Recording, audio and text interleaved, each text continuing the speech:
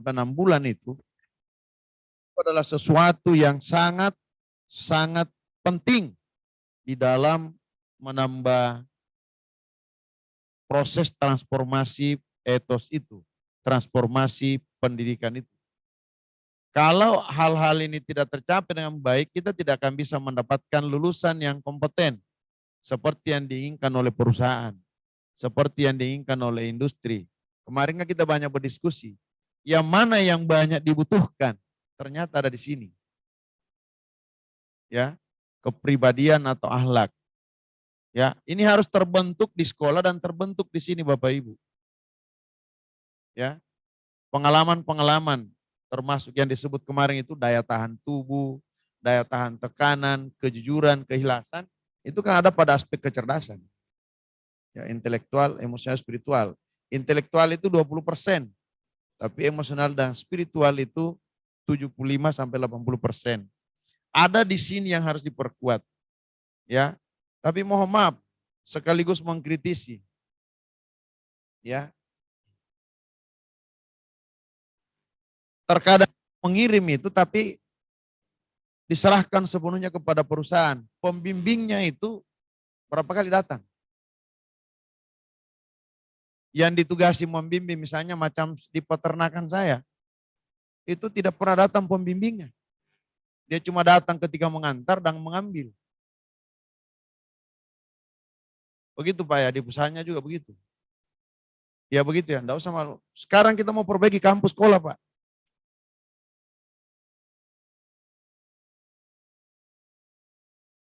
Nah itu, berarti kan tidak semua. Ya, tapi ada juga pembimbing yang mohon maaf, ya mungkin karena dia datang pada saat saya tidak ada ya. Atau memang yang di sini juga begitu. Bahkan ya mohon maaf, ada yang ikut praktek, ya pulang belum selesai waktunya. Ya, ini tantangan yang kita hadapi. Kenapa dia tidak tahan? Nah ini, pengalaman-pengalaman dan masalah karakter itu, karakter di sini, dan pembiasaan di sekolah sebelum terjun. Kalau tidak salah di sini di keperawatan itu ada namanya praklinis ya. Di sini Bapak Ibu, sebelum dia ke rumah sakit dia dibikin dulu kegiatan-kegiatan di sini untuk dia bisa belajar. Kan salah itu adalah belajar. Benar juga itu adalah belajar. Tapi kalau salah terus, ya misalnya tiba-tiba langsung ke sekolah, apa langsung ke rumah sakit, tidak pernah memasang infus di sini. Bisa-bisa salah tusuk. Nah itu kan yang harus diperhatikan. Maka kalau kita mau merancang masa depan anak ini kita harus buat programnya di sini Bapak Ibu dengan baik. Di laboratorium di sekolah, kan kita punya masing-masing kan punya laboratorium di sekolah ya. Laboratorium masaknya kan ada. Nah ketika dia turun ke hotel kan sudah pengalaman di sini.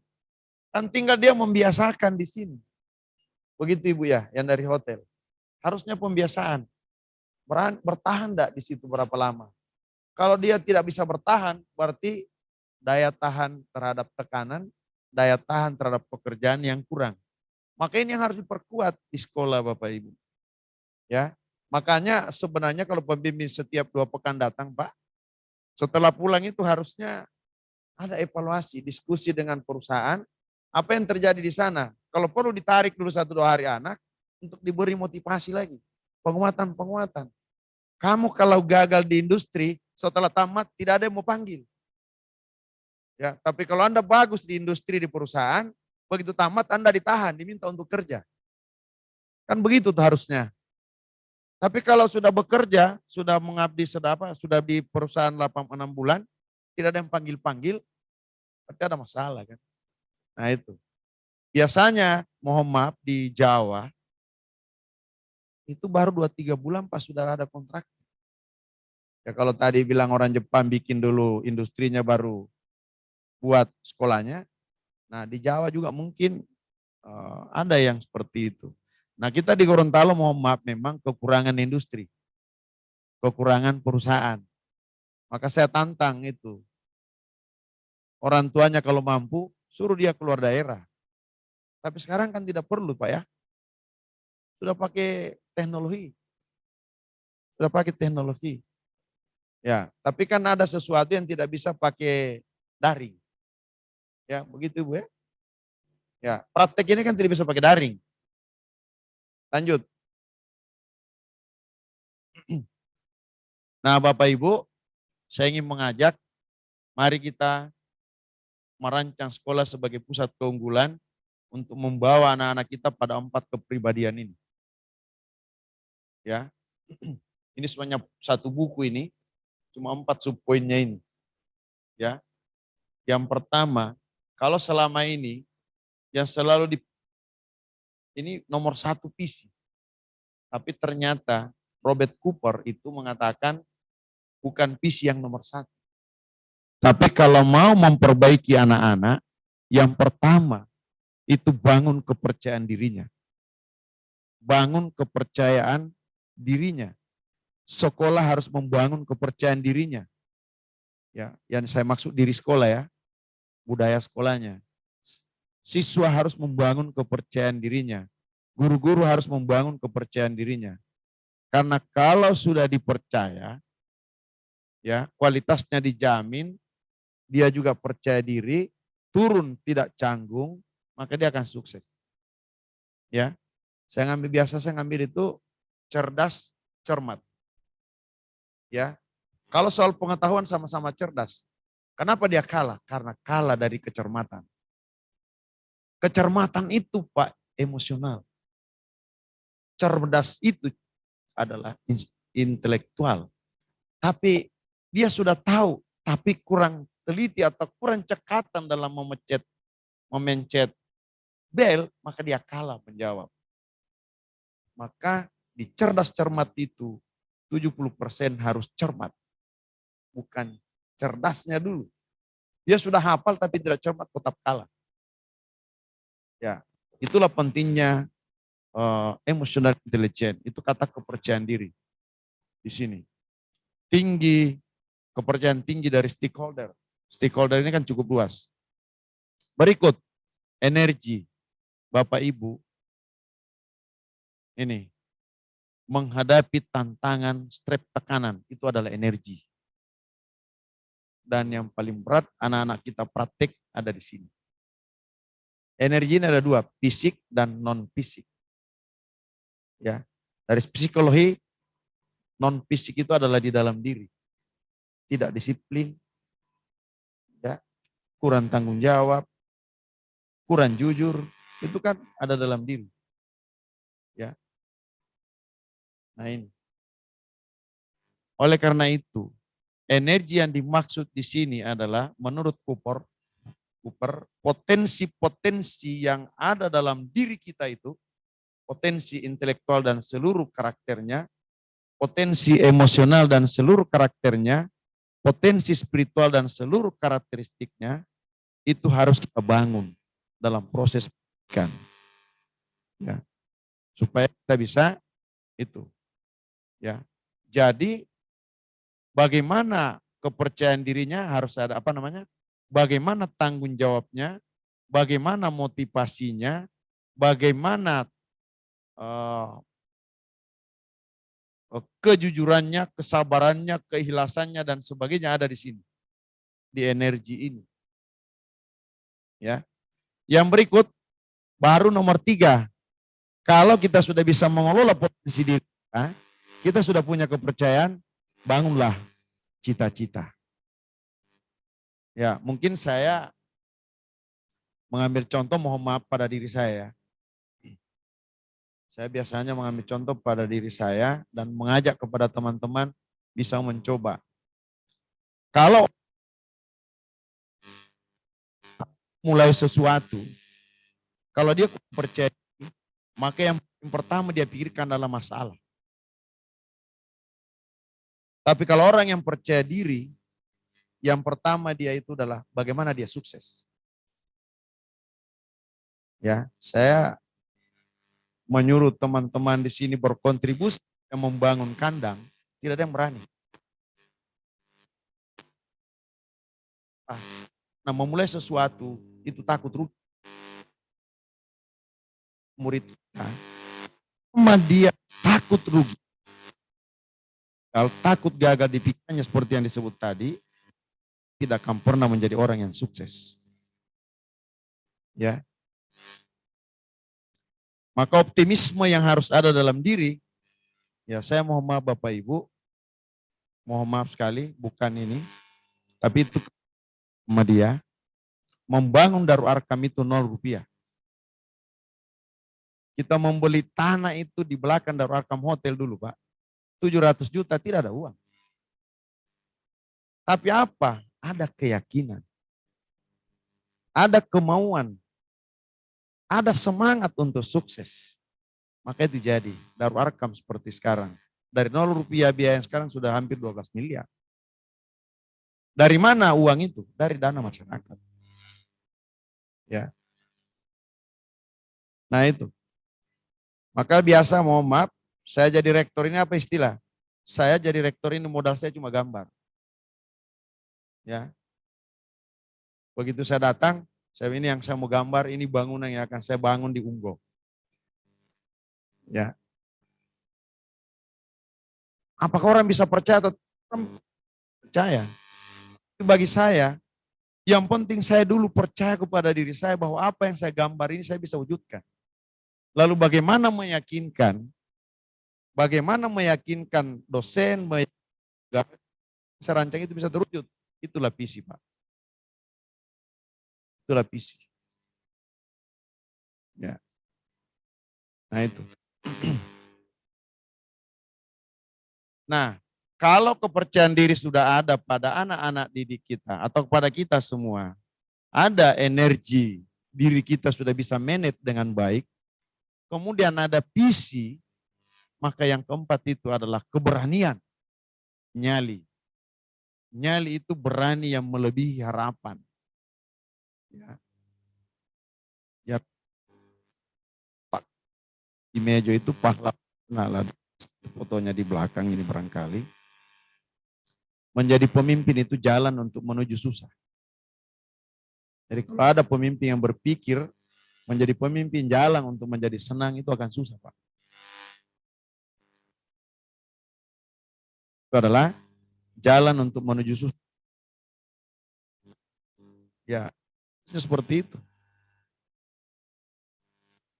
Kalau bagi kita menikmati, maka keberanian melakukan sesuatu. Kita merancang misalnya, ya mohon maaf ini saya merancang memindahkan pintu kampus itu Pak. Jadi pintu kampus Bapak sekarang kan masuk di lorong toh, di Jalan Prof. Mansur. Saya ingin memindahkan ke depan Pak. Di tanah yang gedung SD yang sudah dibongkar dulu itu. Ya. Saya akan pindahkan pintu utama kampus itu ke depan situ. Itu orang kan lama sekali, berani enggak? Bisa enggak? Kan gitu. Maka untuk meyakinkan orang bahwa saya bisa, ya ini langkah Pak. Makanya saya biasa bilang sama teman-teman, kalau berpikirnya jangan langsung semuanya, berpikirnya bertahap. Maka langkah yang pertama saya bilang untuk bisa orang percaya kepada saya, bahwa saya bisa memindahkan pintu ke depan itu, saya bisa membangun sesudah yang saya gambar, maka langkah yang pertama saya harus bongkar gedung itu. Sekarang sudah terbongkar toh? Sudah terbongkar. Itu sudah ada trust Pak. Tinggal mau mulai.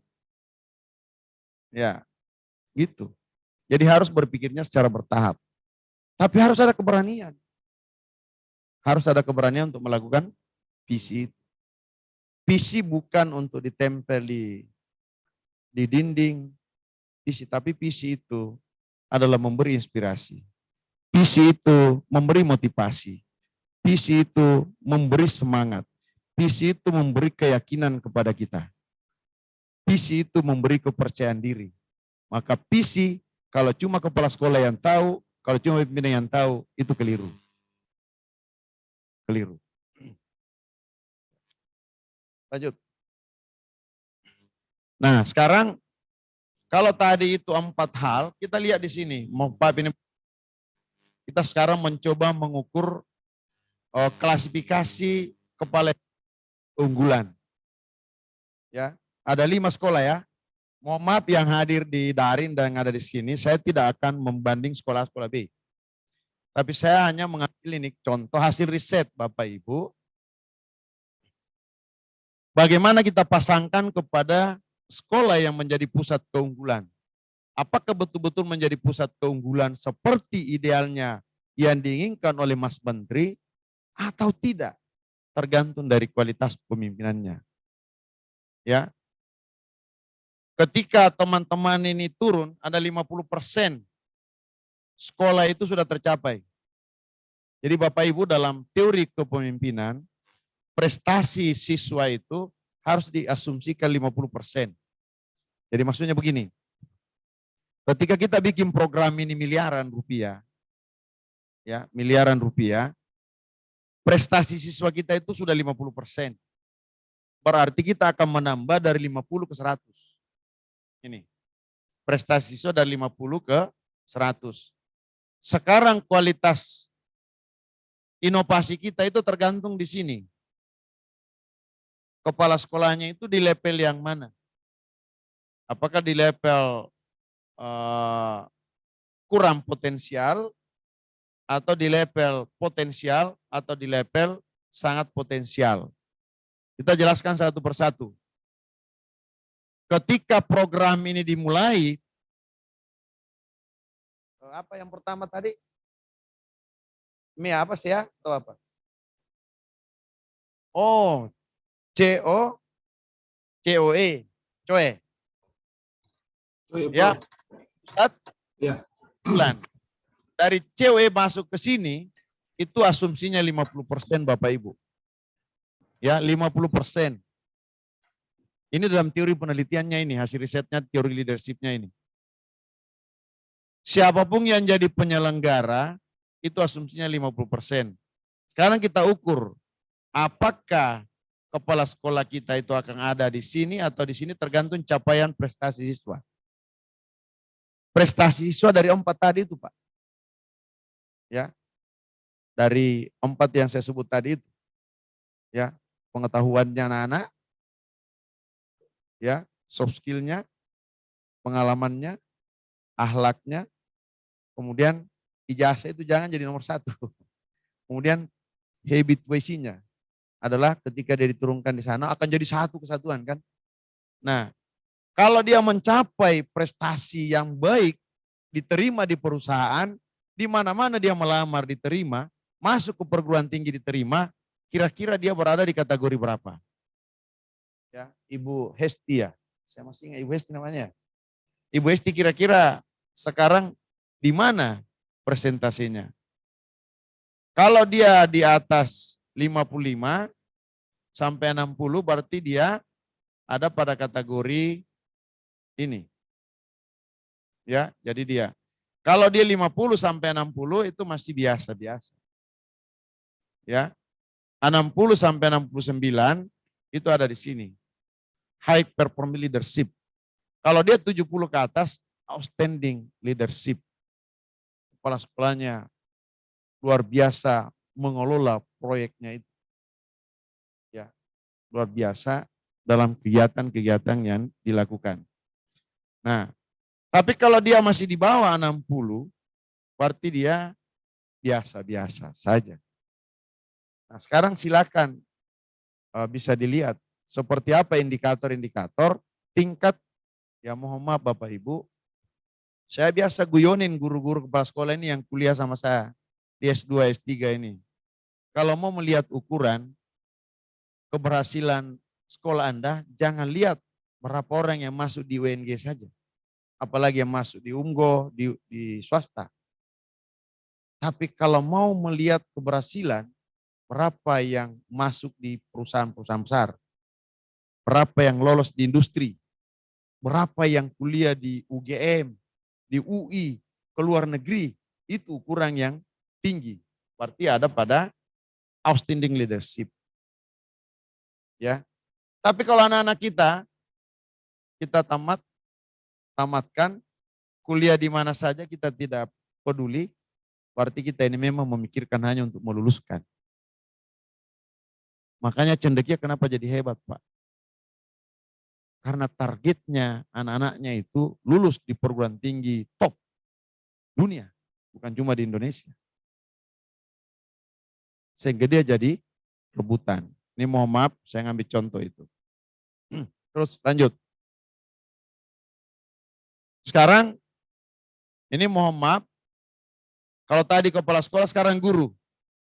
Ya, bagaimana dampak pembelajaran bagi guru itu terhadap 3 tadi? Pengetahuan, skill, attitude. Ya, apa tadi kemarin ya? AS ya? AX. Ya. Bagaimana guru itu sekarang mengajarnya seperti itu sama dengan tadi 50%. Jadi orang-orang yang ngajar di SMK ini muridnya masuk itu asumsinya 50% bawaan dari SMP, dari MTS. Maka dia harus membawa ke atas. Ya. Tapi siapa yang bisa mengantar ke atas itu? Ialah guru yang kompeten, guru yang profesional. Ya. Kalau gurunya tidak kompeten, ya, ini Bapak Ibu, ketika diajar di SMK selama 3 tahun, diajar oleh guru yang profesional, maka anak bisa mencapai prestasi belajarnya itu sampai 90%. Tidak bisa 100%, Pak. Ya, hanya 90%. Sudah tinggi sekali itu kalau guru bisa memindahkan ilmunya 90% ke atas. Sudah luar biasa. Ya. Kemudian sebaliknya, kalau 3 tahun diajar di SMK oleh guru yang inkompeten atau tidak profesional, maka justru dari bawah anak-anak 50% turun jadi 37%. Dengan demikian, guru yang kompeten itu perbedaan capaian belajarnya dan dari guru yang tidak kompeten adalah jaraknya 53%. Sekarang kita ini siapa? Apakah kita dosen yang kompeten, guru yang kompeten untuk mengantar prestasi belajar 90% atau yang mana? Tapi saya yakin yang dapat pusat keunggulan ini semuanya kompeten. Insyaallah ya. Iya. Ya, maka saya guyonin. Kalau dokter yang salah suntik itu malpraktek, ya mati 1, Pak. Tapi kalau guru yang tidak kompeten mengajar, berapa generasi yang rusak? Makanya guru itu sebenarnya tidak boleh dipandang enteng. Luar biasa. Kita semua ada di sini karena guru. Lanjut. Kepala sekolah, ini tidak banyak, mungkin 1-2 slide lagi. Oh ya, lanjut aja, lanjut. Sama dengan outstanding tadi. Bagaimana supaya kita berada pada outstanding prinsipal itu? Bagaimana supaya guru-guru kita itu bisa mengajar sampai ke atas? Yang pertama, Bapak Ibu, keluar dari zona nyaman. Guru-guru dosen sekarang itu banyak yang bahagia dengan kemalasan. Ya, guru-guru dan dosen sekarang itu banyak yang bahagia dengan asal gajar, asal kerja. Maka kalau mau bagus, keluar dari zona itu. Bahagia dengan kemalasannya, bahagia dengan ketidakdisiplinannya, bahagia dengan tidak menulis karya ilmiah, bahagia dengan tidak naik pangkat, senang di situ, itu namanya nyaman. Maka kalau ingin bagus, harus keluar dari zona nyaman itu. Mengubah mindset itu. Ya. Yang kedua, tinggalkan keraguan. Dak maya ribuka, ila malaya ribuka. Itu yang tadi itu. Kita harus sukses. Tidak boleh kita gagal. Kita harus sukses. Jangan memikirkan atau memajukan kepikiran kita keraguan-raguan. Hadis Rasulullah mengatakan, tinggalkan yang meragukan dan laksanakan yang tidak meragukan. Ya, bekerjalah, berikanlah pekerjaan itu kepada yang ahlinya. Karena kalau Anda beri pekerjaan yang bukan ahlinya, tunggulah kehancurannya. Itu agama, Pak. Ya. Yang berikut, terbuka dan menerima ide. Ya, ini guru-guru kita ini kan terkadang susah menerima pendapat murid-murid juga atau mahasiswa. Yang keempat, keterbukaan untuk melakukan hal-hal yang berbeda. Jadi beranilah melakukan inovasi. Ada mohon maaf Bapak Ibu, saya selalu bilang begini, lebih baik minta maaf daripada minta izin di dalam melakukan inovasi. Jadi kalau di sekolah kita itu, mohon maaf sekali lagi kepada kepala sekolah, ketika guru-guru ini meminta dukungan untuk melakukan inovasi dan kreativitas, tapi kurang diberi dana atau kurang diperhatikan, maka kata yang paling pantas itu adalah lebih baik minta maaf daripada minta izin. Maka saya sebagai guru yang inovatif, guru yang kreatif, dapat tunjangan profesi, ya, saya harus membuat sesuatu sesuai dengan yang saya impikan itu. Dari mana ada uangnya? Ya dari tunjangan profesi. Karena itu kan memang namanya tunjangan profesi, bukan tunjangan untuk beli kendaraan. Tunjangan profesi. Ya, maka saya akan ambil di situ, lalu saya membuat inovasi. Ketika kepala sekolah lewat, atau dekan lewat, pegagak ini. Ya mohon maaf, saya tidak sempat beritahu. Ya dalam hati biar juga diberitahu, tidak mau kasih doi, misalnya. Itu yang saya bilang tadi, lebih baik minta maaf daripada minta izin. Lanjut. Nah, sekarang kita masuk karakteristik sekolah yang unggul. Ya kan pusat keunggulan toh. Sekarang kita lihat karakteristiknya. Yang pertama, kepemimpinannya efektif. Yang kedua, inovasi dan kreativitasnya unggul. Yang ketiga, efisiensi sumber daya, termasuk pembiayaan. Jadi saya mohon maaf Bapak Ibu, saya biasa bilang, ya termasuk kepada Karo, kalau Anda mengeluarkan 5 juta, berapa nilai yang Anda dapatkan dari 5 juta itu? Itulah namanya efisien. Kalau Anda mengeluarkan uang 10 juta, berapa yang bisa kembali? Kalau kurang dari 10 juta atau 10 juta itu cuma efektif Pak. Tapi kalau Anda mengeluarkan 10 juta, melahirkan 20 juta ke atas, itu disebut efisien. Nah, di pelatihan ini berapa yang kita keluarkan uang? Dan berapa yang bisa menikmati, dan berapa yang sukses lewat workshop ini. Itulah efisien namanya. Ya, di dalam sumber daya. Lanjut. Kita jelaskan indikator-indikatornya ini. Supaya bapak-bapak yang menjadi pendamping dan kepala sekolah, ini bisa mengukur. Lanjut. Kepemimpinan yang efektif itu ada 4 indikator utamanya. Yang pertama, iklim sekolah yang kondusif. Ya. Jadi proses sekolahnya kondusif. Ya, sehat. Murid-muridnya bahagia, gurunya bahagia, kepala sekolahnya bahagia, pegawainya bahagia. Itu yang istilah Anies Baswedan, ya, maju kotanya, bahagia warganya. Ya. Tapi Bapak Ibu jadi pemimpin jangan berharap 100% didukung. Tidak ada itu. Ya saya mohon maaf kalau ada yang pendukung partai di sini. Saya selalu bilang, sehebat apapun yang dibikin oleh Anies di Jakarta, PDIP dan PSI pasti salah. Kenapa? Karena persepsi dari awal sudah salah. Selama persepsi kita itu X, tidak akan pernah jadi Y. Apapun yang dibikin oleh Kadin, kalau orang itu memang persepsinya kepada Kadin itu jelek, maka tidak akan pernah baik. Apapun yang kepala sekolah backing, kalau persepsi gurunya itu tidak baik, itu juga pasti tidak baik. Nah itu supaya menjadi penghibur, kita tidak usah terlalu berharap didukung 100%. Ya. Berikut. Tapi kalau sudah 70% ke atas, Anda sudah senang, itu sudah bagus itu. Yang 25 itu akan menderita batin. Ya. Ya, macam-macam cara. Ya pergi di sumur serapan supaya terserap apa? Mobilnya jatuh kan gitu. Berikut, fokus pada pencapaian tujuan keunggulan. Ya, ini sekarang programnya tercapai enggak? Setiap program, ada 8 program kan? Berapa persen ketercapaiannya itu? Silakan diukur. Indikatornya silakan dicari. Berikut, suasana kelas yang inovatif dan kreatif. Ini kan terjadi ya. Silakan. Seperti apa inovasinya guru di kelas itu? Kreativitas guru dan murid di kelas.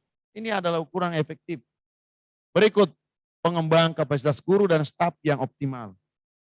Ya. Silakan lanjut. Nanti kita terjadi dialog. Keunggulan, inovasi dan kreativitas. Ya. Kalau sekolah kita itu unggul, maka nomor satu ini tinggi, Pak. Ekspektasi anak-anak sekolah kita itu. Jadi dia masuk di sekolah itu, dia bangga menjadi sekolah SMK itu. Dia punya harapan yang tinggi untuk jadi orang yang sukses. Meskipun dalam proses perjalanannya mungkin berbagai situasi. Ya. Jadi saya mohon maaf, saya guyon-guyonan. Kemarin kalau tidak salah, kalau SMK itu 70% muridnya suka melanjutkan studi atau menganggur. Oh, kita itu bukan unggul. Tidak unggul. Kalau SMK ya. Kenapa? Kan SMK itu kan harus siap kerja. Kan saya tanya kemarin, Anda siap kerja atau siap dilatih? Kan jawabannya anak siap dilatih, Pak. Itu menunjukkan bahwa masih ada hal yang perlu kita benahi di dalam poin satu ini. Jadi keunggulan yang pertama indikatornya itu semua anak-anak sekolah di dalam itu punya harapan yang tinggi untuk jadi orang yang sukses lewat sekolah itu. Nah ini silakan dicari indikatornya. Berikut, diberi pemberian penghargaan kepada guru yang inovatif dan kreatif. Berikut, pelibatan seluruh stakeholder sekolah. Ini kan semua terlibat ya. Berikut, kebebasan melaksanakan inovasi bagi guru. Jadi ini istilah keunggulan ini. Jadi mohon maaf Bapak Ibu, kalau sekolah sudah unggul, jangan terlalu banyak bicara tentang larangan. Jangan terlalu banyak bicara tentang sanksi. Karena dalam teori school-based management itu, kalau sekolah itu bagus, yang banyak dibicarakan adalah reward, bukan punishment. Tapi di Indonesia ini, pasti yang nomor satu dibicarakan adalah sanksi. Reward. Karena kita sudah mengaku sekolah unggul. Ya, maka kampanyenya itu adalah siapa yang punya artikel, siapa yang punya karya ilmiah, siapa yang punya inovasi, napa bonusnya? Maka semua yang ada di dalam situ kalau gurunya 40 orang, semua berpikir untuk berinovasi. Bukan berpikir untuk diberi sanksi. Begitu ya. Itu teorinya school-based management, Pak. Jadi school-based management adalah sekolah inovatif, sekolah unggul. Maka sekolah unggul itu tidak banyak membicarakan sanksi. Tapi yang banyak dibicarakan adalah reward. Nah ini mudah-mudahan mindset kita agak berubah di situ. Berikut, interaksi empati antara guru dan siswa. Jadi rasa empati itu. Ya, empati kalau anak itu sudah ngantar kemana-mana, maaf, tidak ada yang mau terima. Pak. Maka itu empati harus ada itu. Kira-kira seperti apa? Ya, anak-anak kita itu di dalam mau maju tapi kurang uang. Maka empati itu penting. Anak-anak itu mau sekali berdiskusi dengan gurunya tapi tidak diberi kesempatan. Jangan, diberi dia kesempatan. Empati ini penting bagi mereka. Karena dari rasa empati itu akan melahirkan kasih sayang. Dari kasih sayang itu akan menciptakan iklim suasana belajar yang kondusif. Lanjut. Terakhir, sumber daya. Efisiensi sumber daya manusia. Ya ini mohon maaf ini. Penggunaan waktu dengan efektif. Ya. Salah satu kelemahan kita di Gorontalo yang susah diberantas itu adalah tidak disiplin. Berat sekali Pak. Saya tidak tahu kapan itu bisa berubah. Saya sejak 2001 membina sekolah unggulan itu Pak. Rata-rata sukses, satu yang tidak bisa saya capai, disiplin. Ya, Tapi begitu meluapnya ini emosi di sini, melihat anak-anak tidak disiplin, maka saya langsung bikin rapat di sekolah. Rapat. Ya, saya langsung tanya, itu anak-anak yang tidak disiplin diantar oleh orang tuanya berapa orang? Bilang ada 20-an orang, Pak. Berapa muridnya sekarang? Kebetulan saya Dewa Mutu di situ. Berapa muridnya sekarang? 500-an. Saya bilang kasih keluar semua yang 20 orang itu. Kasih keluar semua. Gimana Pak? Kasih keluar. Kan saya tanya, setiap saat cuma itu yang terlambat. Berarti itu yang tidak mau berubah. Ya. Tapi kalau tidak mau kasih keluar, besok jam 7 tutupi pintu. Tutupi pintu. Tapi 1 bulan sosialisasi. Datang orang tuanya marah-marah. Kenapa ditutupi anak-anak? Saya bilang bukan anak yang ditutupi Pak, tapi orang tuanya. Orang tuanya yang ditutupi Pak. Kenapa dia terlambat itu anak? Karena orang tuanya yang bikin terlambat. Kalau SD ya. Kalau SD. Jadi dia kasih pulang. Yang dikasih pulang itu bukan anak Pak, orang tuanya. Itu menjadi pembelajaran. Maka datanglah anggota dewan. Marah-marah sama saya. Ya. Saya juga ketawa-ketawa. Profesor dibilangi bodoh. Tidak cerdas. Bapak tolong Pak, ubah aturan itu. Kenapa? Kok anak di pasar saja Pak, yang tidak sekolah dipanggil sekolah. Masa orang yang datang sekolah disuruh pulang? Saya bilang beda konteksnya Pak. Beda konteksnya. Sekarang kita mau bangun disiplin. Karena kita di sekolah di sini sudah memutuskan bahwa disiplin itu penting untuk masa depan anak-anak. Ada bilang begitu Bapak tidak cerdas. Tidak apa-apa.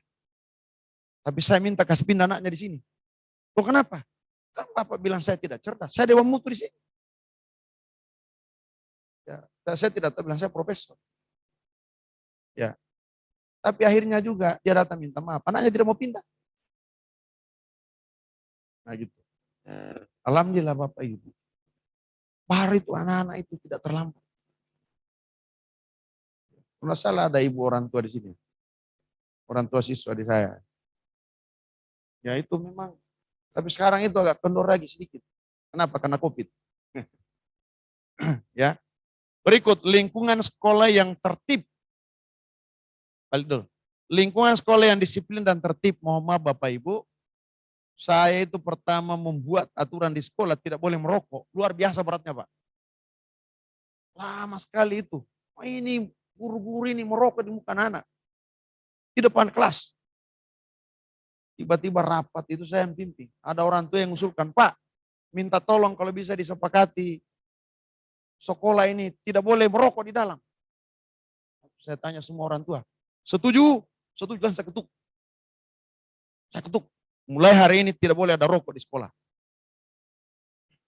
Ya. Nah, besoknya gurunya protes. Saya bilang, bukan lagi rokok tidak ada, tapi bebas asap rokok. Saya suruh tulis di situ. Lingkungan ini bebas asap rokok. Tapi apa yang terjadi Bapak Ibu? Guru-guru masuk merokok di WC. Tapi apa? Anak-anak lapor. Pak guru merokok di sekolah, di WC. Coba itu. Maka saya bilang kepada guru-guru, kepada tata usaha, Anda saya tidak larang merokok. Tapi kalau Anda mau merokok harus keluar.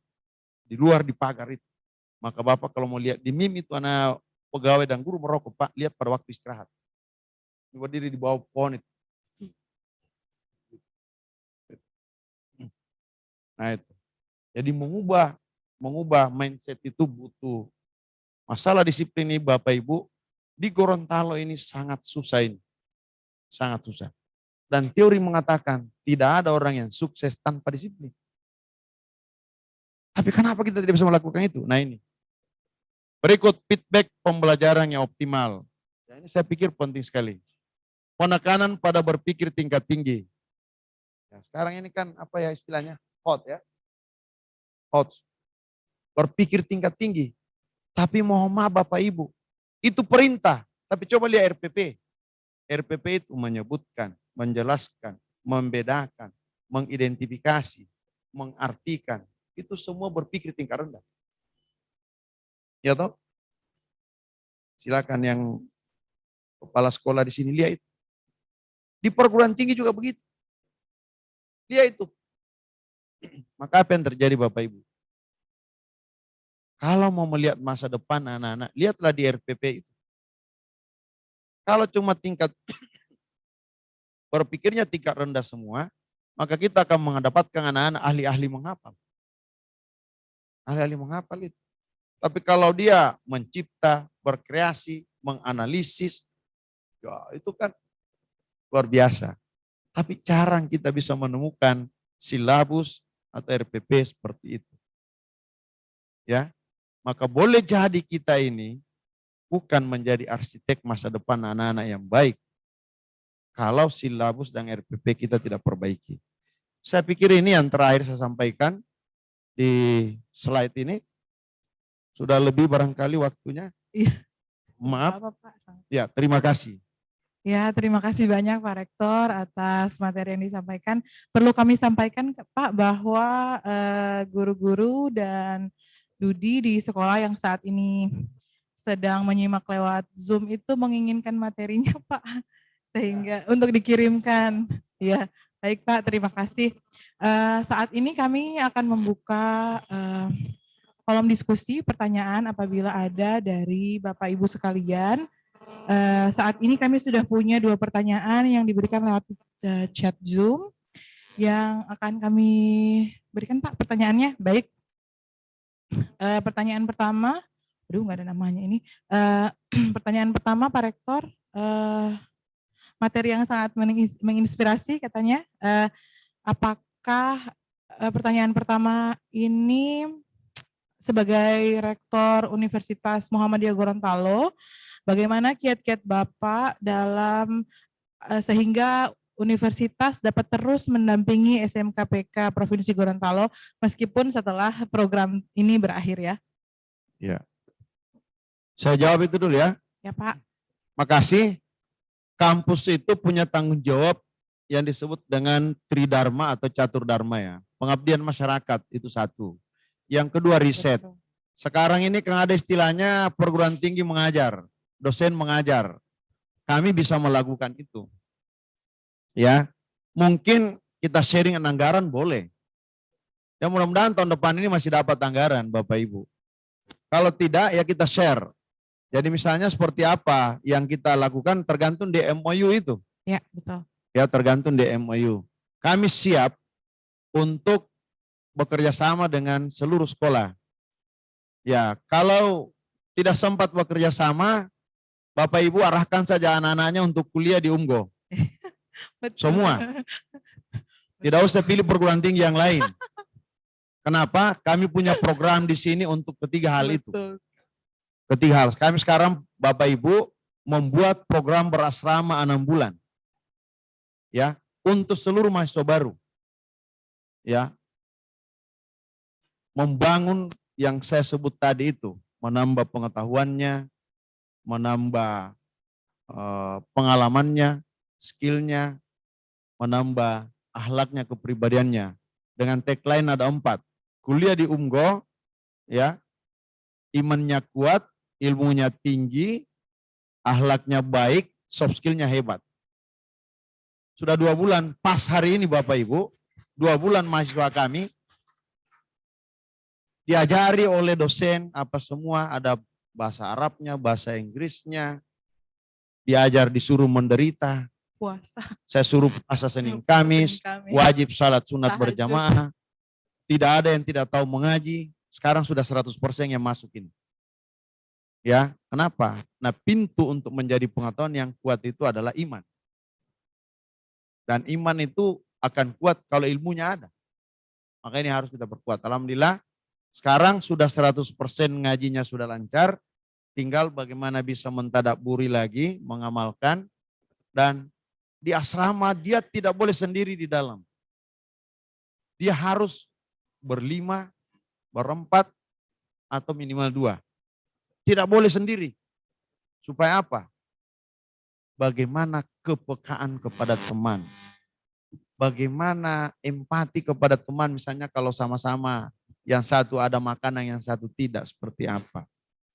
Bagaimana saling membangunkan untuk tidak terlambat salat tahajud. Alhamdulillah setiap Senin dan Kamis Bapak Ibu, sebelum sahur tahajud dulu anak-anak kita di sini. Maka kalau ingin seperti yang saya sebut tadi itu, imannya kuat, ilmunya tinggi, akhlaknya baik, soft skillnya hebat, ya di Unggul tempatnya. Ya itu kerjasama kita yang lebih kuat lagi. Ya. Dan sekarang ada gratis bahasa Inggris ya. Iya. Iya, kenapa? Karena banyak mahasiswa tidak tahu bahasa Inggris. Termasuk saya. Ya. Tidak tahu bahasa Arab, termasuk saya. Maka saya bilang harus perkuat bahasa Inggris mereka. Supaya bisa kemana-mana. Saya ini mengaku diri hebat. Tapi sehebat-hebat Kadim, mohon maaf ini contoh, hanya dalam negeri saja. Tidak bisa keluar. Kalau presentasi bahasa Inggris, ya sokao. Ya takut melanggar Sumpah Pemuda. Yang kedua bahasa satu kan bahasa Indonesia. Ya. Ya sebenarnya ya Bapak Ibu perlu kami sampaikan bahwa Universitas Muhammadiyah Gorontalo adalah satu-satunya universitas yang menerapkan berasrama 6 bulan. Bahkan Universitas Muhammadiyah lain yang juga menerapkan hal yang sama tuh paling tinggi 2 bulan. Hanya universitas kami yang menerapkan 6 bulan karena memang pendidikan karakter itu butuh waktu lama agar bisa tertanam untuk menjadi karakter mahasiswa kami ke depannya. Sebenarnya Pak untuk pertanyaan kedua itu sudah agak sedikit disinggung tadi karena pertanyaan kedua ini apakah ada kiat-kiat khusus karena perkembangan teknologi dan percampuran budaya, mudahnya budaya asing masuk ke universitas ke anak-anak kita ya melalui handphone. Pertanyaan yang kedua ini, apakah ada kiat-kiat khusus Pak untuk membimbing anak-anak, terutama anak-anak SMK? Kemarin juga sempat ada pertanyaan kan, beberapa SMK itu ada kan yang perhotelan, sehingga memang agak riskan buat mereka untuk pembimbingan pendidikan karakter ke siswa itu seperti apa Pak kiat-kiatnya? Ya baik, bagus sekali ini pertanyaan. Maka itu harus diperkuat imannya. Ya. Sekarang ini Bapak Ibu, budaya-budaya barat itu, budaya-budaya pergaulan bebas, bahkan sekarang itu pornoisme dan porno aksi, itu ada di HP. Ada di HP. Ya. Dan mengapa banyak sekarang itu perkosaan? Saya baca tadi malam, usia 15-14 tahun di Surabaya, diperkosa oleh temannya setelah dia menonton film porno di HP. Ya. Caranya bagaimana? Karena anak ini marah, dia kasih togi kepalanya di tembok, ya sampai dia pingsan baru dia perkosa. Ini kan lebih hina dari binatang kan? Tapi kalau imannya kuat, ya sehebat apapun serangan dari luar itu, akan tidak bisa menembus iman tadi itu. Dengan iman kita kuat. Makanya saya bilang wajib bagi Universitas Muhammadiyah tahu baca ngaji. Ngaji itu, tahu ngaji. Ternyata saya yang angkatan pertama ini Pak, 50% tidak tahu ngaji. Sekarang sudah 100% lancar ngaji. Baru bulan Pak. Karena memang bulan pertama pokoknya setiap malam kasih mengaji dulu. Kenapa? Pintu untuk menjadi iman kuat itu Al-Quran. Al-Quran, ngaji. Ya. Dan bagaimana supaya kecerdasan itu kuat? Iman harus kuat. Ya, kenapa? Ala bizikrillah tatmainnul qulub. Dengan banyak ingat Allah, banyak berzikir kepada Allah, maka pikiran kita tenang. Ketika hati kita teduh, pikiran kita tenang, maka kecerdasan kita itu maksimal. Maksimal, mudah. Maka jangan heran kalau ada, mohon maaf, tahfiz itu cepat minta menikah. Kenapa? Alasan supaya hafalannya tidak hilang.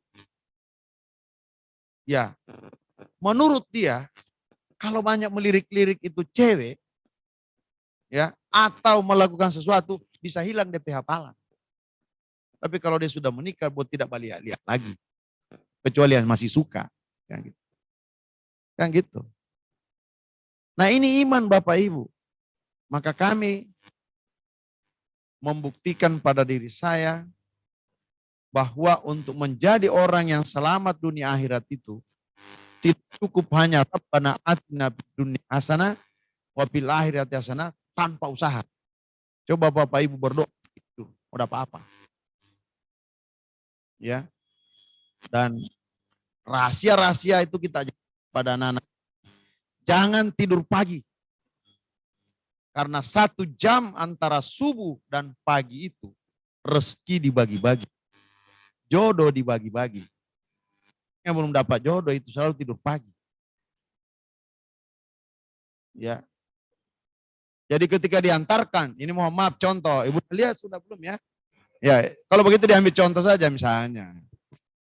Ibu Dalia berdoa ini, ya Allah berilah saya calon pendamping yang ganteng ini apa semua. Doanya terkabulkan, tapi dia pergi tidur. Malaikat bawa. Oh lebih ganteng lagi dari misalnya. Ya, dibawa. Tapi begitu dia lihat, tidur. Malaikat lapor, Tuhan, kenapa?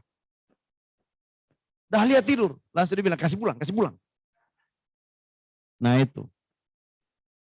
Ya. Nah itu jadi rezeki dibagi pada pagi hari.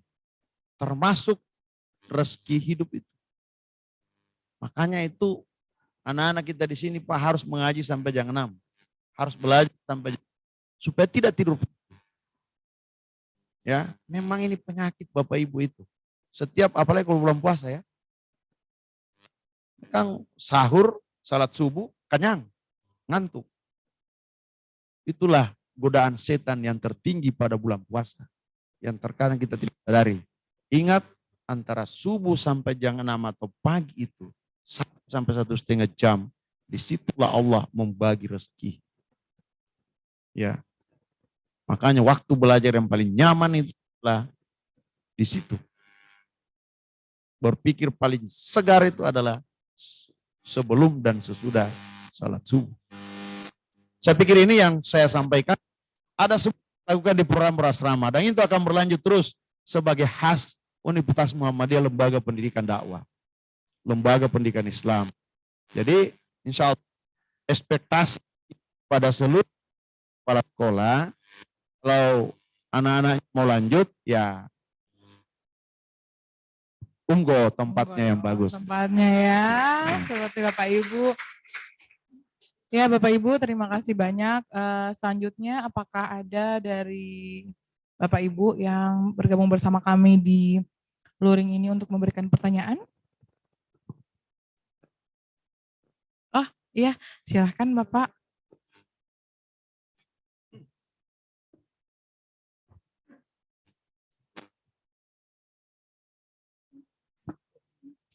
Assalamualaikum warahmatullahi wabarakatuh. Saya Freddy dari Toyiba Bakery. Pak Rektor, masih waktunya. Saya mau bertanya terhadap planning pembentukan karakter mahasiswa di 6 bulan yang diprogramkan di UMGO ini. Barangkali bisa di-share pertama, apa saja kira-kira modul ataupun pembekalan siswa selama 6 bulan, mungkin bisa dijelaskan ke saya Pak. 1 Pak. Yang kedua, 6 bulan mahasiswa ini apakah dipungut biaya atau bagaimana? Terima kasih. Assalamualaikum warahmatullahi wabarakatuh. Assalamualaikum warahmatullahi wabarakatuh. Jadi pertanyaan yang pertama itu, langkah-langkah itu tadi itu Pak. Jadi saya membuat model proses pendidikan itu, karena itu kebetulan saya bidang manajemen pendidikan, maka saya melakukan itu. Saya lebih 10 tahun ini meneliti terkait dengan multiple intelligence itu. Jadi begini Bapak, sekarang itu kita insya Allah wisuda pada bulan Januari, tanggal 12 ya. Saya sudah perintahkan seluruh petugas wisuda itu adalah dari anak-anak asrama. Yang MC, yang mengaji, yang berdoa, yang menyanyi, apa saja bisa dilakukan, dia yang bertugas di situ. Maka itu habituation, pembiasaan. Sekarang itu sementara berdasi, ada vokal grup. Jadi setiap ada waktu Pak, selama 12 jam itu 24 jam terjadwal, tapi dia santai sendiri. Pada hari Sabtu Ahad itu kan olahraga ya, Pak WR3 ya. Ada olahraga, dan itu bebas. Kemudian ada bahasa Inggris, macam-macam. Kemudian maghrib sampai isya itu macam-macam juga di situ. Kemudian subuh. Bulan ketiga akan berubah lagi. Dan terakhir itu Bapak, insya Allah, kemungkinan kalau sampai 4 bulan ini program kita sudah sukses bagi anak-anak, maka kita cuma 4 bulan. Terakhir itu akan saya membuat latihan kepemimpinan. Kemudian penutupannya sebelum dia dipulangkan ke orang tuanya, dia akan kita buatkan outbound. Nah itu yang ini. Persoalan biaya, itu tentatif. Ketika dia membutuhkan biaya, nah kita ada pengalaman yang pertama ini Bapak Ibu. Pengalaman yang pertama ini kita alami adalah kita tidak menyiapkan anggarannya langsung pungut puasa itu. Untuk sahur ke puasa. Awal kami yang patungan, tapi kalau setiap saat ditanggung kan bisa juga bangkrut ini pimpinan-pimpinan. Sehingga angkatan pertama ini kita cuma 2 kali mengajak buka sahur dan bersama.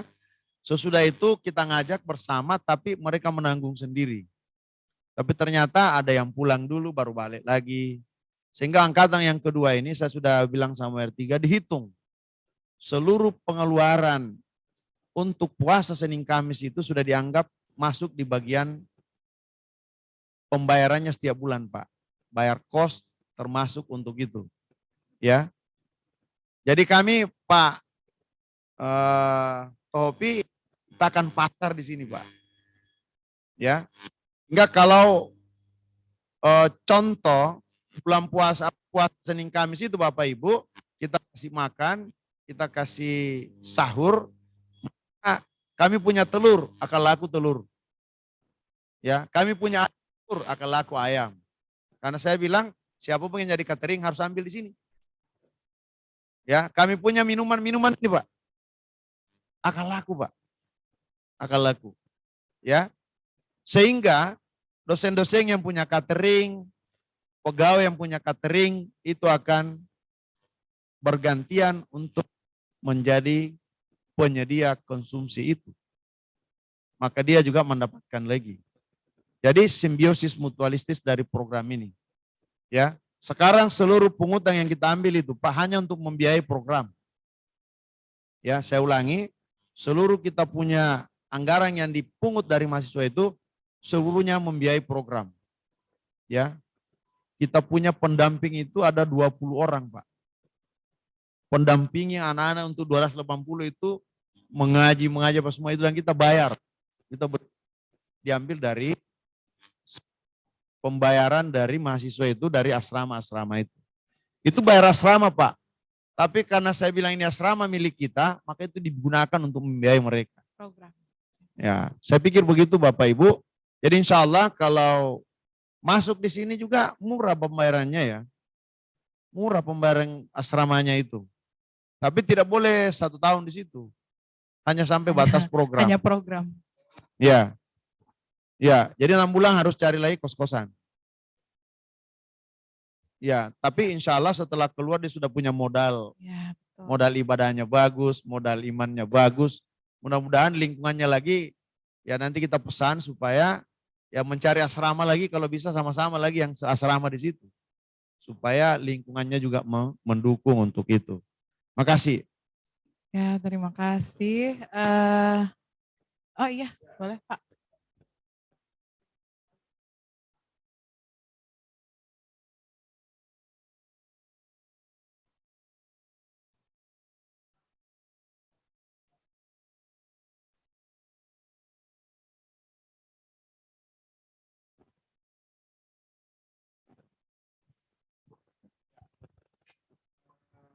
Kalau kemarin itu kan 112.500. per bulan. Itu Wah. satu kamar kan kita cuma menghitung satu orang, Pak. 4 ya? 4 4 Pak. orang satu kamar kan tempat tidurnya 4. Nah, kenapa dia harus 4 di dalam? Supaya ditahu siapa sebenarnya yang bunggili di situ. Ya.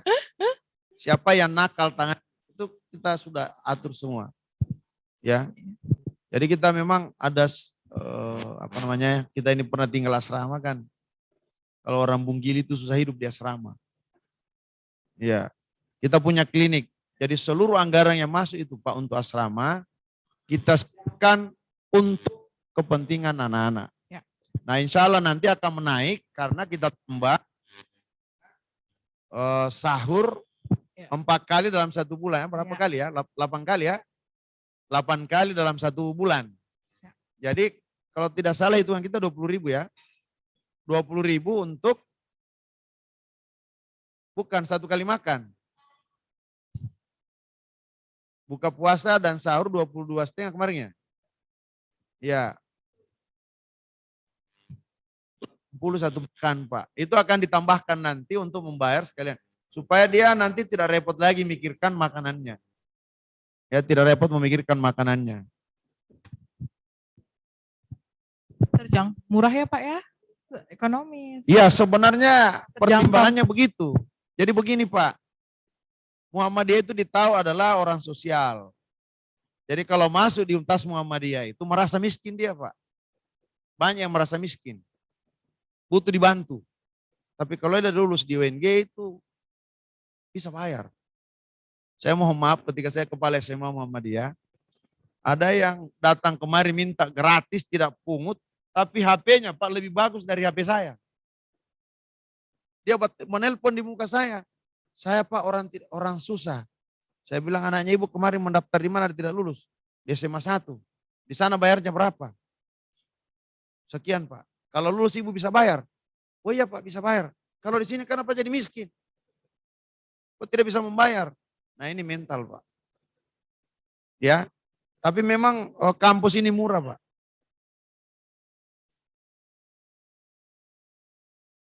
Ya Pak. Rendah untuk sementara. Akan naik Pak. Akan naik. Saya sampaikan memang akan naik. Ya. SPP juga kita sudah akan naik. Kenapa? Kami punya teori Pak. Saya kebetulan guru bahasa bidang manajemen pendidikan yang mohon maaf. Tidak ada teori yang mengatakan SPP yang rendah itu berkorelasi dengan kualitas. Tapi kalau mahal itu pasti berkorelasi dengan kualitas. Coba lihat cendekia mahal Pak. Orang mau masuk di situ. Wirabakti orang mau masuk di situ. Di MIM itu Pak, 350.000 per bulan. Orang berlomba-lomba masuk di situ. Kenapa? Karena asumsinya yang mahal itu pasti berkualitas. Ya, makanya saya akan kasih mahal di sini kalau sudah berkualitas. Kalau sudah berkualitas. Ya insya Allah. Mungkin ya tahun pertama ini kan masih adaptasi saya Pak. Saya baru 1 tahun jadi rektor di sini. Mungkin begitu Bapak Ibu, tapi yakinlah bahwa orang yang berhak untuk dilayani santunan kita beri fasilitas. Berupa KIP kuliah Pak. Macam kemarin kita siapa yang betul-betul tidak mampu, mohon maaf Bapak Ibu tahun ini kami sudah terlanjur kampanye kemana-mana. Kalau masih di Unggul dapat KIP kuliah yang susah. Ternyata kami yang mendaftar 200 lebih, kami cuma dapat jatah 110. Selebihnya itu 98, saya kasih gratis Pak. Saya kurangi 50%. Sebagai supaya tidak ingkar janji. Ya itu. Tapi apa moto saya Pak? Orang-orang yang susah itu kalau dia melanjutkan studi, insya Allah dimudahkan rezekinya dan doanya terkabul. Maka kita selalu minta doakanlah kalau Anda dibantu oleh kampus ini, doakanlah kampus ini bisa lebih baik, usahanya bagus, dan bisa membantu orang-orang yang betul-betul membutuhkan bantuan untuk itu. Tapi kalau orang yang sudah kaya, kayak anaknya Pak Hopi, itu jangan dibantu. Tidak boleh begitu. Makasih Pak. Ya, terima kasih banyak Pak Rektor. Pertanyaan terakhir dari Kepala SMK 4 Kota Gorontalo, Pak Risman lewat daring. Silahkan Pak Risman, waktu dan tempat dipersilahkan.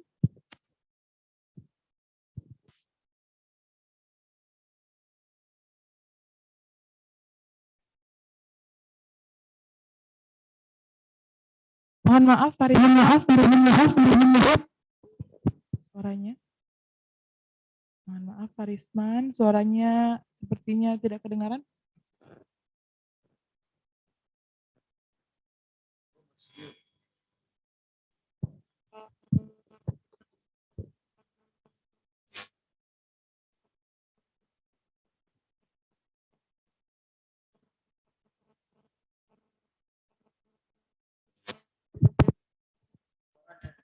Pak Risman, kalau bisa mungkin tidak pakai headsetnya, tidak dipakai headsetnya, ada gangguan suaranya mungkin dari headsetnya, Pak.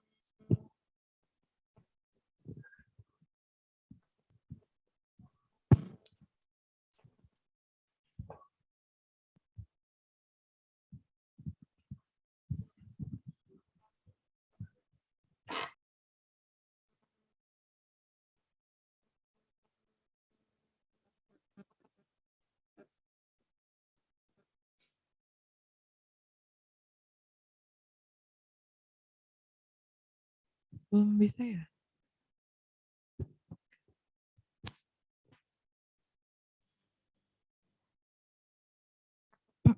Pak Risman, mohon maaf sekali Pak Risman, masih belum kedengeran.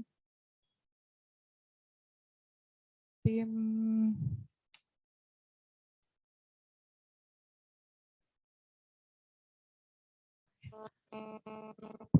harusnya suara saya kedengaran ya.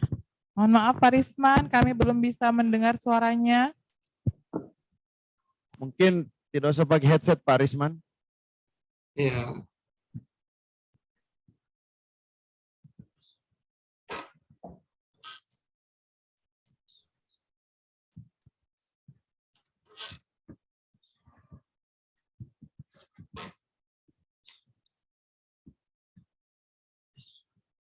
Oh iya.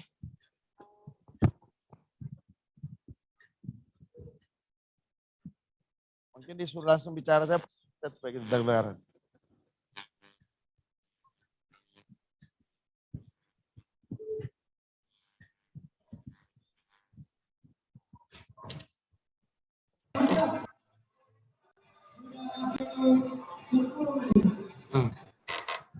Oke, mulai kedengaran Pak Risman, silahkan.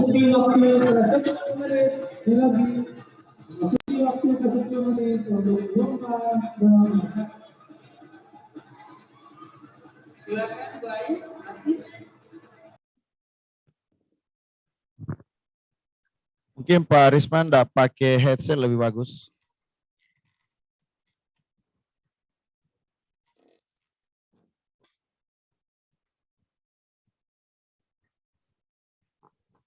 Atau ditelepon aja dia supaya ini. Iya, atau diketik aja pertanyaannya Pak lewat Zoom chat, sehingga bisa kami sampaikan ke.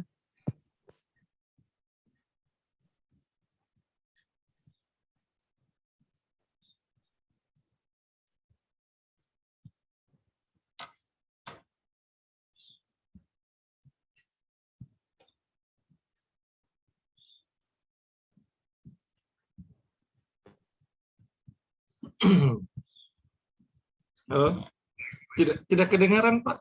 Bisa langsung di sini saja bersuara supaya. Sudah ditelepon sama Pak Ilyas.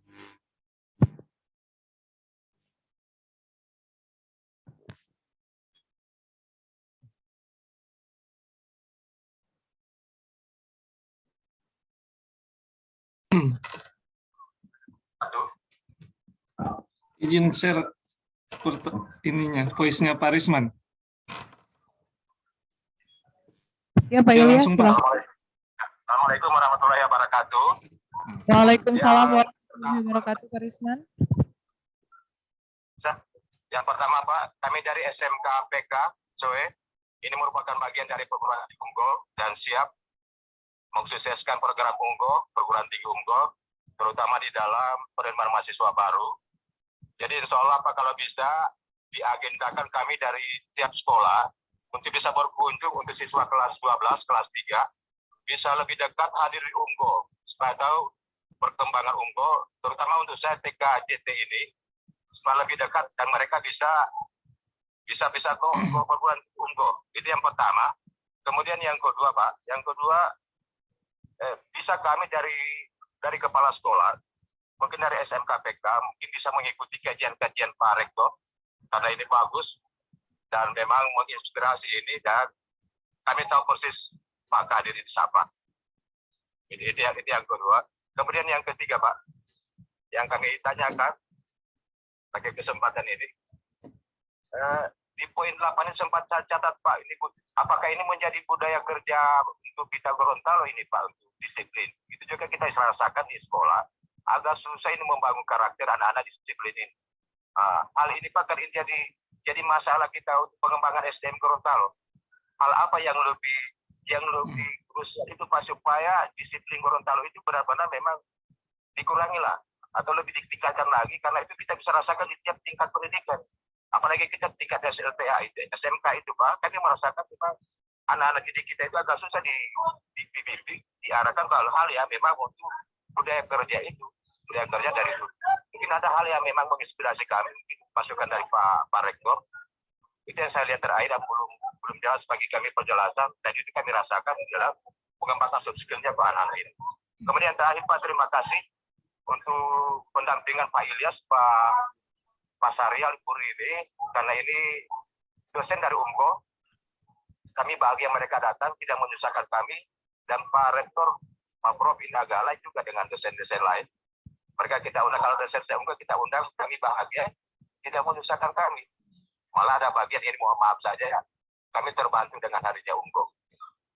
Ini mungkin dari segi alatnya, karakter mereka memang bagus, ini yang kami rasakan, dan insya Allah itu Pak, yang pertama saya sampaikan tadi, kami merupakan bagian dari UMGO untuk mensukseskan, memajukan UMGO. Mungkin hal ini Pak yang saya sampaikan. Ya. Assalamualaikum warahmatullahi wabarakatuh. Waalaikumsalam. Terima kasih Pak. Terima kasih. Pak Rektor. Untuk program siswa masuk kampus boleh, silakan. Mau foto-foto di rektorat bisa, di lantai 3. View-nya sangat bagus. Pada malam hari ya menjadi objek wisata malam hari juga untuk melihat itu kan rektorat. Ya. Kemudian insya Allah kami punya laboratorium lapang ya. Laboratorium lapang. Di dalam itu ada lab macam-macam. Silakan. Kalau ada adik-adik mahasiswa yang mau datang lihat-lihat di kampus kami kecil tapi sama dengan cabai rawit. Ya, jadi kampus yang terbaik swasta di Gorontalo sekarang. Betul. Ya, peringkat 15 di Sulawesi. Dan insya Allah tahun ini akan naik lagi. Ya, dengan banyaknya bangunan-bangunan, program-program yang kita lakukan. Itu yang pertama. Yang kedua, program-program untuk penguatan anak-anak, ya kami bikin program 6 bulan itu, salah satunya adalah untuk membangun kedisiplinan. Saya mohon maaf Bapak Ibu, karakter itu bukan untuk diceramahkan. Karakter itu untuk diteladani. Karakter itu untuk dipraktekkan, untuk ditiru oleh anak-anak. Kalau gurunya disiplin, maka saya yakin anak-anak juga akan disiplin. Kalau guru-gurunya semua sudah disiplin, tapi murid-muridnya juga tidak disiplin, berarti budaya sekolah kita kurang bagus. Ya, maka budaya sekolah itu harus ditata untuk membangun kedisiplinan. Ya, saya nonton film kemarin, video, itu direktur perusahaan menyamar sebagai satpam. Kebetulan baru dilantik, tidak ditahu, tapi dia tahu kondisi perusahaan itu. Ya, maka langkah yang pertama, masuk di situ, dia beli baju satpam, baru dia bertindak sebagai satpam. Dia tahu siapa karyawannya yang disiplin, siapa yang terlambat. Tapi karena seluruh karyawan tidak tahu bahwa itu adalah pengganti bosnya, maka macam-macam. Pokoknya dimarahi ini satpam, dia cuma tetap dia terima. Yang terakhir di film itu dia ingin tahu siapa sebenarnya yang koruptor di usaha itu. Ya, karena selalu ada penyimpangan tapi belum diketahui. Maka dia masih bertindak sebagai satpam. Nah, ada satu yang jujur itu, dia beritahu, saya sekarang pimpinan yang baru. Ya, saya mau tahu siapa yang tidak jujur di sini. Saya percaya kepada Anda untuk bisa tahu itu. Maka setiap berbicara ini orang yang diberi kepercayaan, dia nguping di luar. Baru dia tahu siapa pelaku itu. Nah, membangun budaya sekolah itu butuh komitmen bersama. Mohon maaf Bapak Ibu, saya sampaikan 1 tahun saya jadi rektor di sini. Yang kami tata sekarang itu adalah membangun budaya kampus. Kenapa? Budaya organisasi tanpa budaya, maka itu organisasi yang tidak punya masa depan. Sekolah tanpa budaya yang bagus, sekolah yang tidak punya masa depan. Maka kita harus menata budaya sekolah itu. Budaya sekolah itu adalah penciri antara sekolah yang baik dengan sekolah yang tidak baik. Ya, maka saya yakin dengan adanya pusat keunggulan, Bapak ini sudah menjadi starting point yang pertama. Maka bangunlah, tatalah itu. Ya, indikator-indikator sekolah yang efektif yang saya sampaikan tadi, sekolah yang unggul saya sampaikan tadi, kita coba implementasikan. Dan salah satu itu adalah disiplin. Saya sudah sebut tadi, tantangan yang kita hadapi luar biasa itu di Gorontalo adalah disiplin. Ya, saya yakin yang tadi yang dari kerjasama dengan Singapura, Pak Anang ya, ini Pak. Dengan Singapura ya, tidak bisa Pak. Saya bawa ini Bu Hesti dan kawan-kawan Pak, pergi ke luar negeri. Ya, yang bikin malu kita itu adalah, saya jadi heran. Kenapa orang Indonesia bisa disiplin di Malaysia? Bisa disiplin di Singapura. Begitu masuk di Indonesia tidak disiplin lagi. Kenapa? Karena sanksi yang diterapkan di sana dan budaya yang dibangun di sana itu adalah disiplin. Kalau di Indonesia Pak, di sekolah-sekolah itu tidak susah cari WC. 50 meter, 100 meter sudah ketahuan di sana WC. Karena bau kan. Tapi coba kalau di Malaysia Pak, di Singapura. Kita tinggal di dalam, Bu, tidak bisa mau tidur di situ. Nah, kenapa begitu? Budaya disiplinnya bagus. Maka tidak akan mungkin sekolah kita itu bisa baik kalau bukan kita sendiri yang memperbaiki itu. Innallaha la yughayyiru ma biqaumin hatta yughayyiru ma bi anfusihim. Sekolah Bapak itu tidak akan bisa berubah kalau bukan orang-orang yang dalam sekolah itu mengubahnya lebih dulu. Dan cara mengubahnya adalah menata budaya dulu itu. Budaya kebersamaan, budaya akademik, budaya disiplin, budaya toleransi, budaya tanggung jawab, kita perkuat di dalam itu. Maka menjadi kebiasaan-kebiasaan yang bisa ditiru oleh anak-anak kita. Itu yang pertama, yang kedua. Yang ketiga, program, ya insya Allah kalau tidak salah Pak Risman ini mahasiswa saya ya. Ya, karena tidak tahu Pak, karena lebih banyak di daring. Yang kedua, ya pakai masker. Ya, jadi tidak begitu tahu. Kami punya mata kuliah diklat itu. Ya, dan memang mahasiswa saya di S2 itu mengajak jadi petarung, Pak.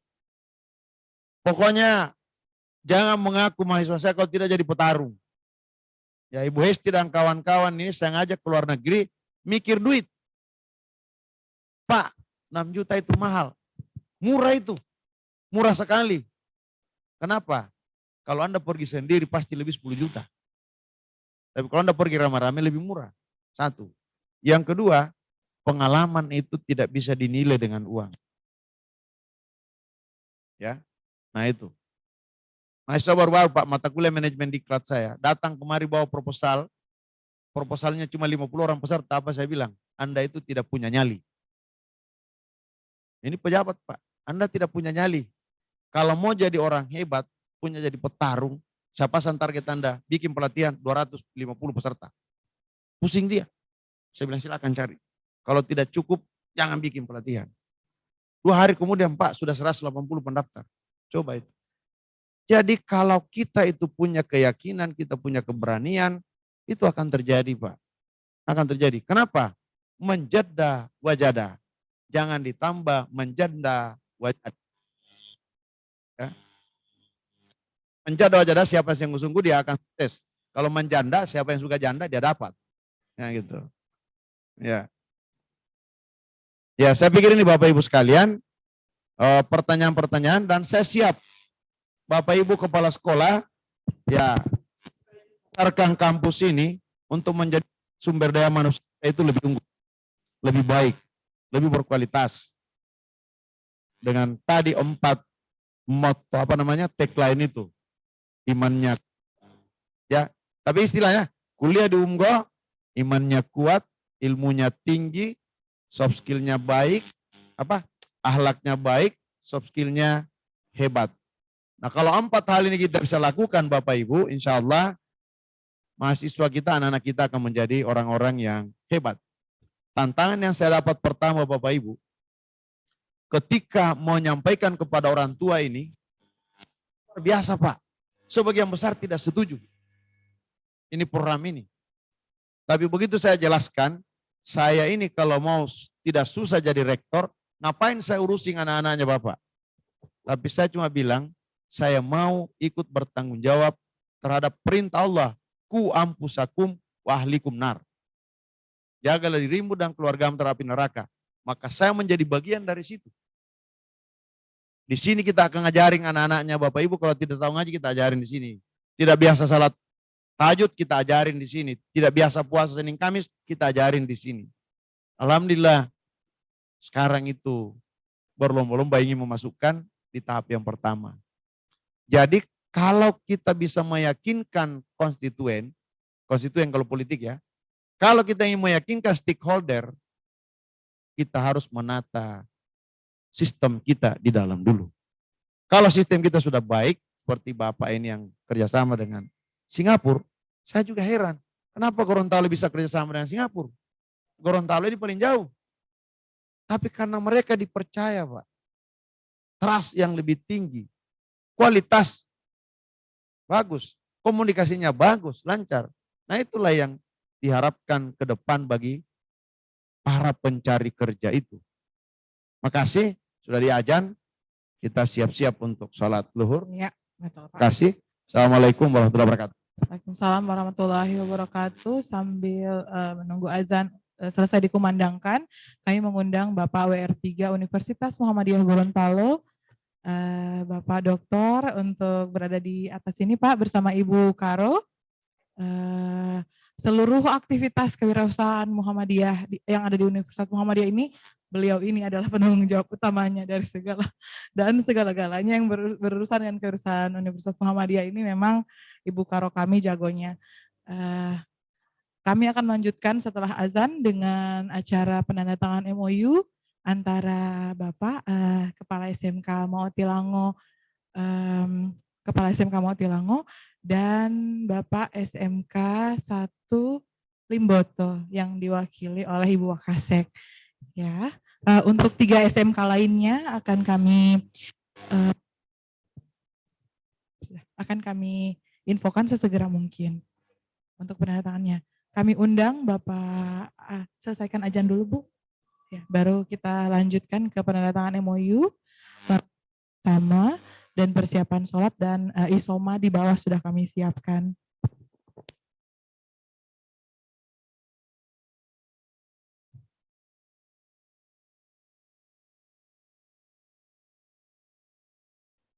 Dipersilahkan kepada Bapak Astiknaki dari SMK Maotilango, sesi untuk foto-foto, tolong Bapak Budi dan Budi.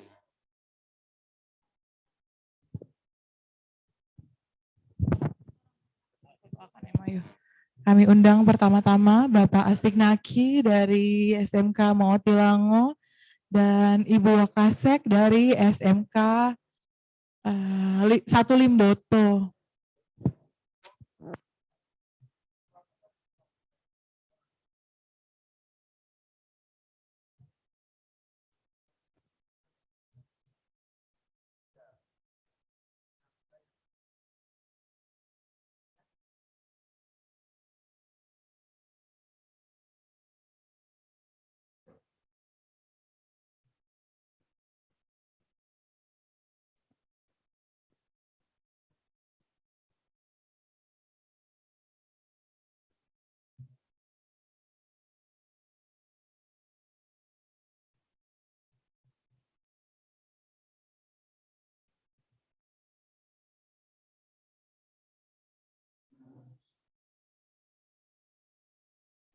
pada tim fotograf dokumentasi, kami persilahkan untuk mengambil foto.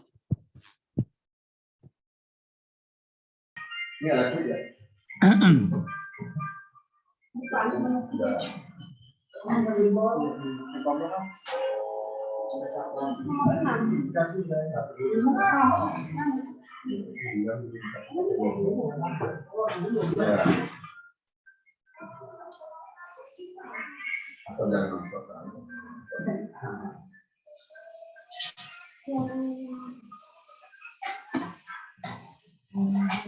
kami undang untuk segera bergabung Bapak Ibu dan dari Kepala Sekolah SMKPK Provinsi Gorontalo, apa yang mewakili beliau dan juga guru dan Dudika, karena kita terbatasi oleh waktu sholat, kita bisa langsung foto bersama aja sekalian.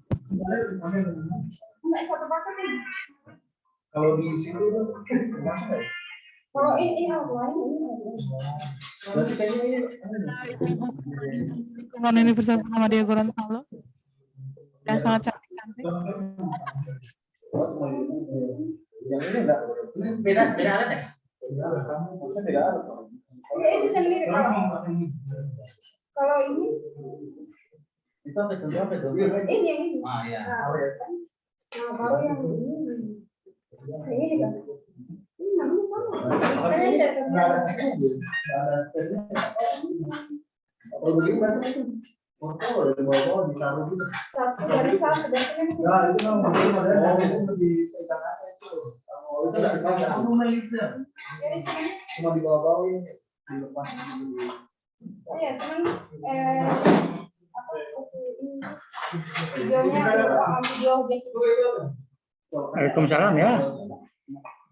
Masih saya dikira. Iya. Nah. Oke.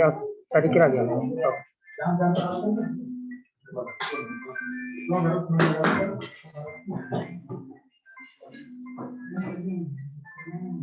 Insya Allah Pak, nanti kita lanjut lagi. Oke, siap. Saya pulang dari situ biasanya jam 1. Iya. Apa ada tulisan? Ada apa dari konten? Iya. Bapak Ibu, dengan berakhirnya foto bersama juga selesai sudah acara BIMPUT dan penandatanganan MOU UM Gorontalo dan SMKPK Provinsi Gorontalo.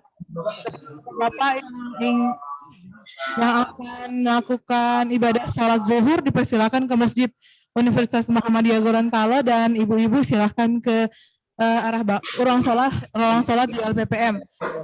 Makan siang hari ini silakan Bapak Ibu kami sediakan di lantai bawah. Terima kasih atas kehadirannya. Wabillahi hidayah. Warahmatullahi. Tidak ada coklat Pak Ibu. Coklat. Mau pakai? Sama ini. Mau surat besan pamit apa lah? Ada. Coklat. Ada di bawah mie. Tadi ya. Kunci mana? Soalnya baru buka tunggu bahasa.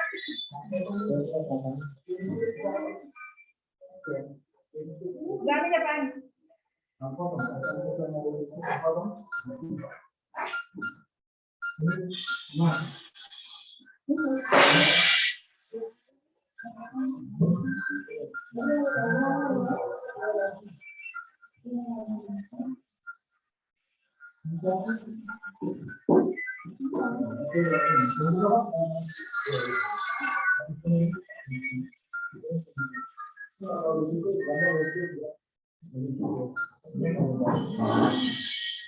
Mungkin ini kalau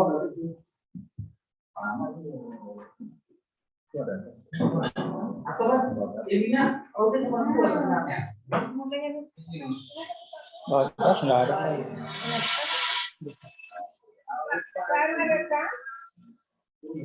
Kok bisa ada kamera? Belum? Iya. Soal selesai kok. Selesai. Baik ya. Yuk, Pak Suryadi. Sehat-sehat ya. Alhamdulillah. Oke. Saya di sini gotong royong. Oh, siap. Lagi ada setting alat ini. Ya, mantap.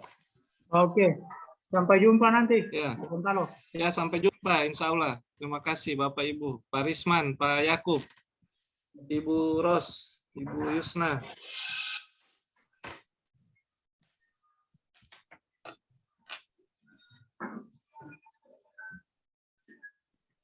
Pak Ilyas, mohon diinfokan ke grup SMKPK bahwa kunci mobil yang ketinggalan itu ada di saya ya.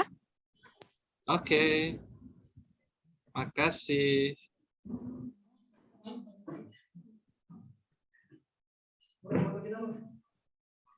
Mana?